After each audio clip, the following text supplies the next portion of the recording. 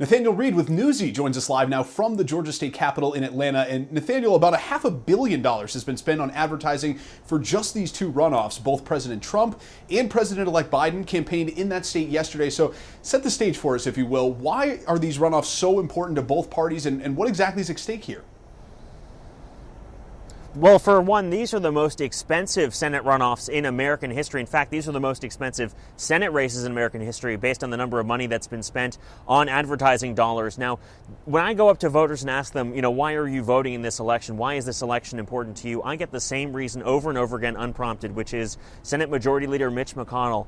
A lot of voters here believe that Mitch McConnell is going to serve as a check to President Biden's his hopes and dreams for his 46th presidency. And so a lot of voters here are acutely aware that health care is on the ballot, that Supreme Court nominees are on the ballot, that anything that needs to go through the Senate, through Congress's upper chamber, is on the ballot in terms of determining the balance of power in the 117th Congress, which we're currently in. So these two seats could have a huge effect on Biden's legislative priorities for the next 4 years.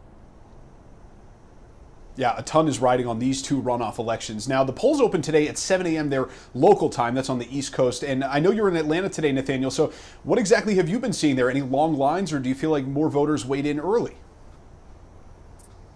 Believe it or not, quite the opposite. Now, the Georgia Secretary of State in the Capitol behind us sent a note earlier today saying that, in fact, the average wait time across the state, 1 minute. That's down from 2 minutes in the general election back in November. The reason for that is 3.1 million Georgians voted early. That is 40% of eligible voters here in the state, eligible registered voters, actually cast their ballot either by mail, in-person early voting, or dropped it off at a polling location or a drop box in their county. So, in fact, a lot of the vote is already out tonight, and it's going to be a while before we know the result of that vote because, by Georgia state law, those early votes are counted after any in-person votes are counted today. So it's going to be a while. It could be up until January 22nd, which is the date to certify this election, 2 days after Vice President Biden becomes President Biden.